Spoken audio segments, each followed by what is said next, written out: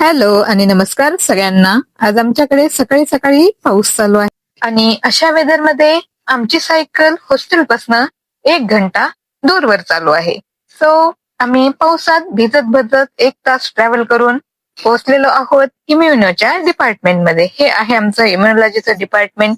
एकदम सुंदर, subtle, but that's not the point. इथे मी सांगायचा प्रयत्न करत आहे की मी पण क्लासला लवकर येते. असं नाही की मी रोज लेट असते. कधी कधी मी सगळ्यात पहिले पण येते. त्यानंतर सगळे लेट पीपल क्लासला आले. क्लास आम्ही मस्त संपवला.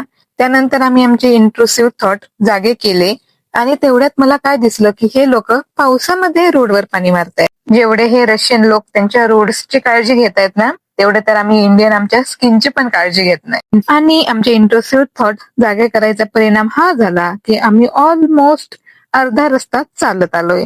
आणि त्यानंतर आम्ही कुठे पोहोचलोय? रशियन लोकल मार्केटमध्ये. हा आहे रशियन लोकांचा मार्केट, जिथे आपल्याला फ्रेश सब्जी भेटते.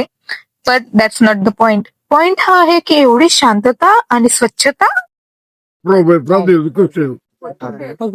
थोडस रशियन लोकांशी बोलून आणि भेटलेल्या 10 रशियन लोकांपैकी 9 रशियन लोकांनी आम्हाला नमस्ते बोलल्यानंतर we are on the 9th cloud. So proud to be an Indian. Shop आणि मॉल मधून शॉपिंग करणाऱ्या लोकांना 1 वर्षानंतर एवढी फ्रेश सब्जी दाखवल्यानंतर आमचं तर बघूनच पोट भरलं.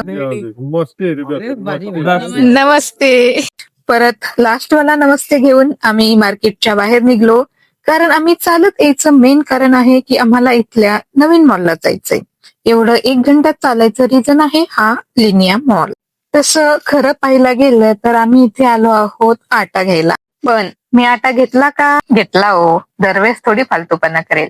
पण माझा मेन फोकस होता इथे ऑन डेझर्ट सेक्शन. पण मी स्वीट खाल्लं का? नाही हो. प्रत्येक वेळेस थोडी स्वीट खाणार. एवढं सगळं करून रिटर्न जाताना पाऊस चालू झाला.